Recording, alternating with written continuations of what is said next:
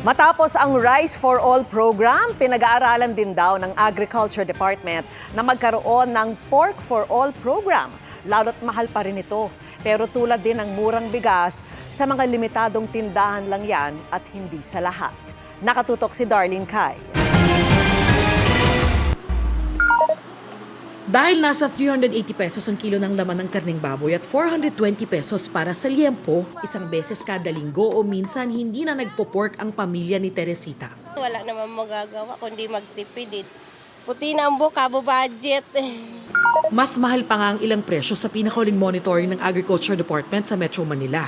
Pati tuloy mga nagtitinda, high blood na rin. Dati nakakover kami tiga-4 na baboy, ngayon isang baboy hindi pa maubos. Matumal na mahal pa. Minsan hindi pa makasampa sa punan.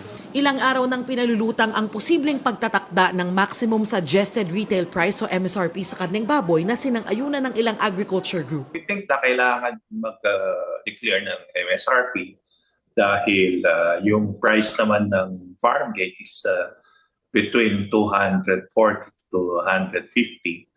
But ang price ng retail umabot ng 400. No? So dapat ma-adjust yung price. Totoong ramdam pa umano ang epekto sa supply ng pagtama ng African swine fever noong 2024. Yun ang effect ng ASF no nung last year.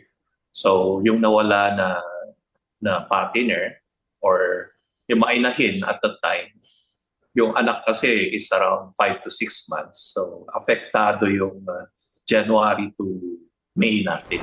Pero sapat pa rin umano ang supply ng baboy dahil sa importation o pag-angkat, kaya wala umanong rason para sumampa sa 400 pesos ang kilo ng pork.